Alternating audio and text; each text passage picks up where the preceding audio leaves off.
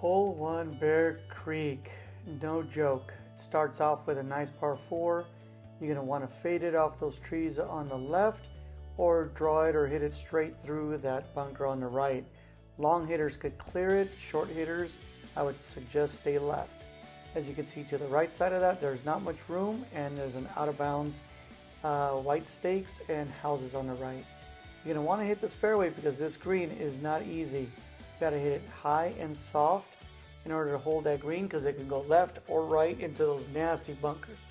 And people have been known to go from left to right in these bunkers. So veer short left if you need to bail out, or else hitting a quality shot is key right into the middle of this green.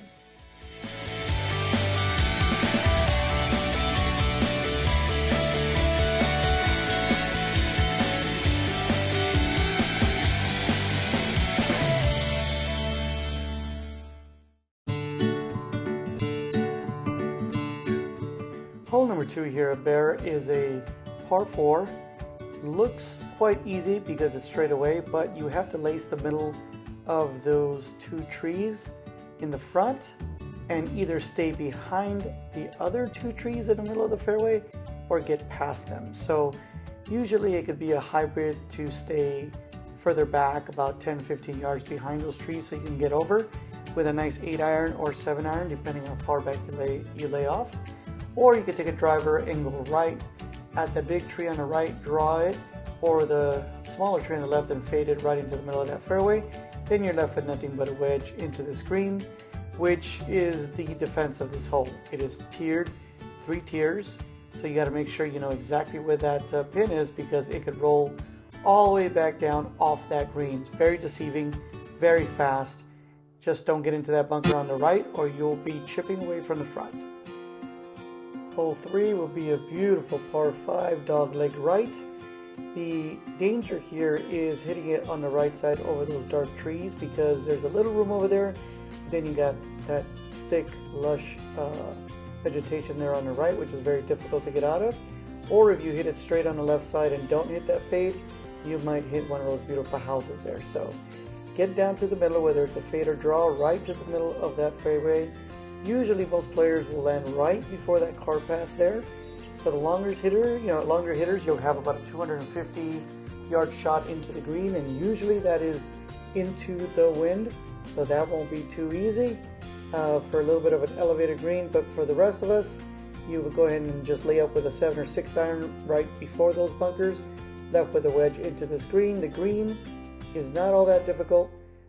Just a quick, a bit thin, but you do not want to fade it right as those bunkers come into play and are very difficult to get out of.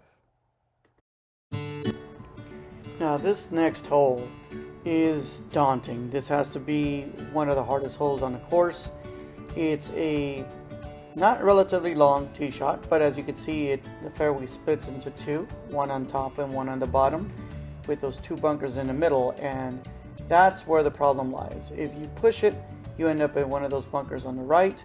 If you hit it straight into one of those bunkers in the middle, it's very, very difficult to get to the green because you have a middle iron and you'd have to pick that ball because it has quite a bit of sand in there. So you're going to want to pick a fairway. If you hit to the left on top, you're going to have a longer shot in, but it is downhill and it's a beautiful view if you don't mind a little bit of a longer shot. But the key is trying to hit that fairway on the right side because it is a shorter approach shot. Let me pan out here. I want to go ahead and look to the right and left because I want to show exactly that if you push it too far right, you end up in those homes there on the right side. But if you go up here on the top, you have a little bit more room, but you have also that bunker way on top there to protect from drawing it too far off the tee. So if you're on top, again, you're going to end up with a longer shot into the green, but it is elevated, and you're going to want to come in with a high soft shot because this green slopes from back to front. It is narrow, but the place to miss it is either short left or just a bit right if that pin's on the right side.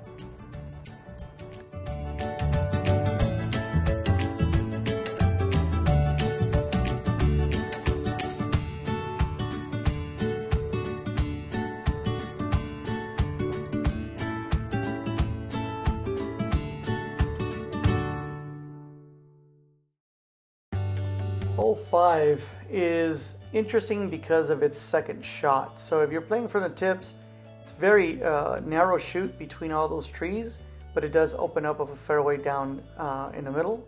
But from the forward tees, you can see pretty much everything there. You're going to want to hit less than driver, as if you hit driver and you're long enough, you're going to end up with a downward or downhill lie. You don't want to do that. So lay up with a 3-wood or hybrid or long iron to the middle front of that green. Then you're left with an 8-iron or 9 into this green, which is very difficult. It is downhill. As you can see, there's a berm running right before it. It's full of rock. It's almost unplayable if you hit it in there most of the time. And with a very narrow green that really slopes away from you, very hard to hold.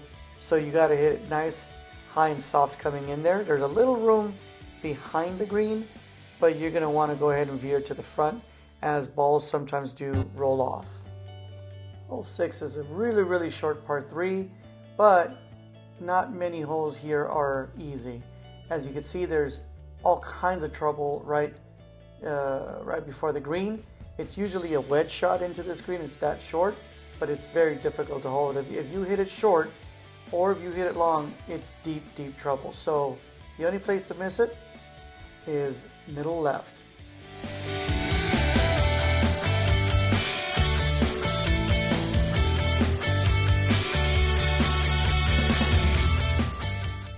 This next hole is most people's favorite hole on the course, as I hear, just because it meanders slightly left, slight dogleg left, so many good players will hit to that right side of the fairway and just draw it right in. It doesn't require a driver unless you want to get down there, but as you can see, the fairway pinches a little bit, but a 3-wood to keep out of trouble on the right side would be great. Now the only defense here is this green. As you can see, that bunker, and it's a shoehorn green. Very difficult if that pin is right behind that bunker. Right now it's on the right side, but you could easily short side yourself, as you can see. So veer to the middle right when going after this particular pin, but you better hope it's in the front left of that whenever you're playing this course. 8 is a very cool par 3, short from the blues, 9-iron from the back, maybe 7, but this green is so difficult because you see that bunker on the left. That entire green veers towards that bunker, so if you hit it short left, you're going to be left with a very difficult long putt. So make sure you miss it short right is the place where you can easily chip out from, or else you're going to have to hit a quality draw right into the middle of this green.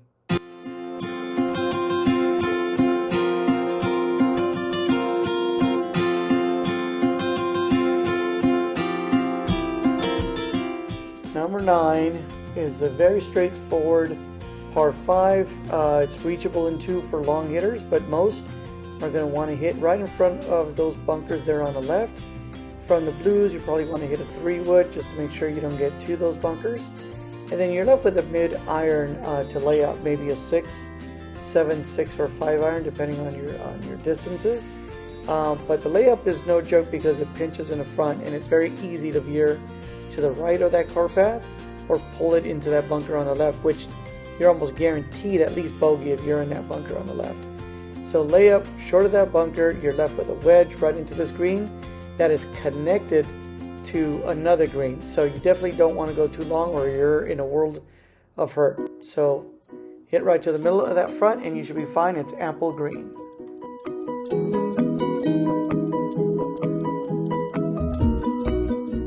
Hole 10 over the rough area there is not a long carry, but you're gonna need to carry it at least 150. Best play here, you don't want to go right, so you're gonna play a fade off those trees on the left with a driver. It's long enough. Then you'll have a short mid iron into this green. As you can see, there is all trouble on the left, so you're gonna want to go ahead and hit a draw off the right tree or a fade off those bunkers and get to the middle of that green, but do not flirt with the back. If you have a back pin, don't flirt with that. Just hit to the middle of the green or front right.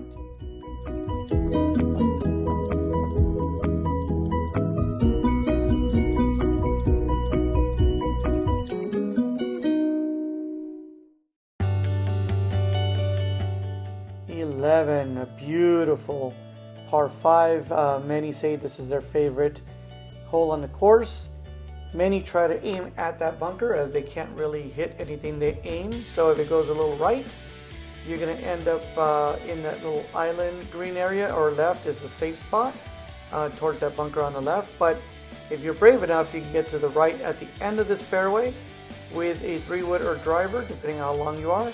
And you're left with about a 240-yard or 230-yard shot into this green, which is doable. It's just all carry. But the safest play is to lay up there on the left. You're going to end up with a wedge right into the green, which is quite open, so it's not too difficult. But it is easy to go right on the green, so just watch that fade.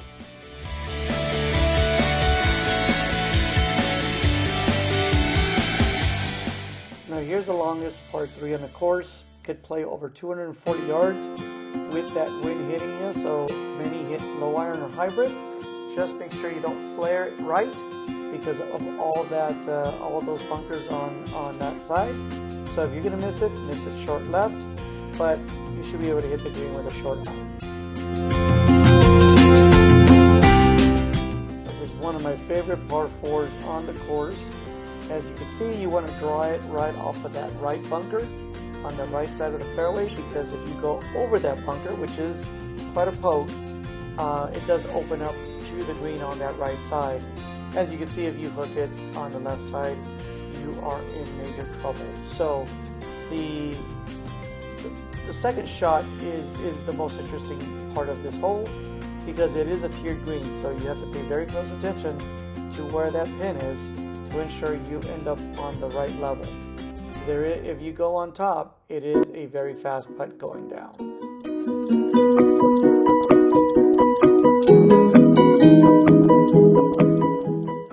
Number 14.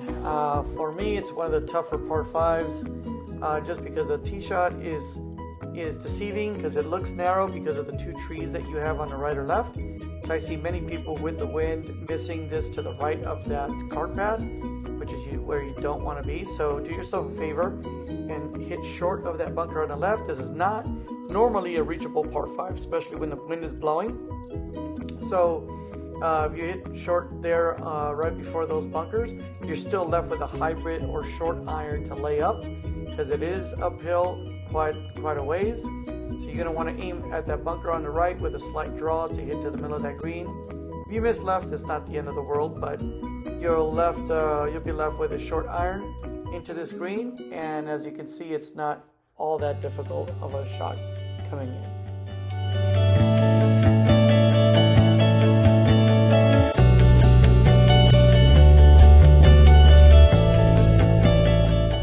Don't ask me why I recorded this one with a different format, but this one is a very difficult par 4 because it is long. You're definitely going to want to hit right over that bunker with a driver, even from the blacks or the blues. Even if you're a long driver, you're going to want to hit driver. The play is to hit to the right by those trees with a slight draw. There's homes on the left, so you definitely don't want to pull it. But you're still left with an uphill shot into the wind, usually in the afternoons. So very narrow and long green. But this is very easy to miss to the right into one of those bunkers, which is, or that long bunker on the right, which is what you don't want to do. It's a uphill green, kind of tiered, but it's not too difficult. Just hit to the middle. 16 from the blues whites, it's a mid short iron. From the back, it could be a long iron, but the beast that is this hole is that green. It's very undulating, very difficult. Make sure you hit to the right tier.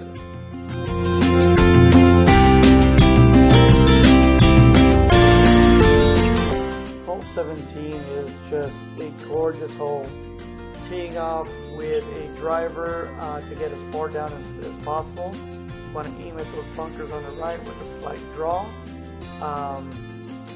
Some will hit a 3-wood just to make sure they don't get through the fairway, but most will hit driver to that bottom bunker if they can try to get there. With a draw, it'd be best. And you have a huge green, so it's nice to hit a high fade off that left bunker to the middle of that green.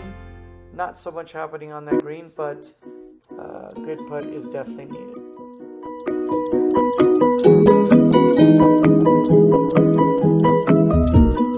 Finally, we're to 18, which to me is the signature hole. You're going to want to hit from the tips a driver with, if you're long, you're going to want to fade it off that bunker on the left. If you're a medium hitter, you can hit straight away. You won't get into that lake, or that pond.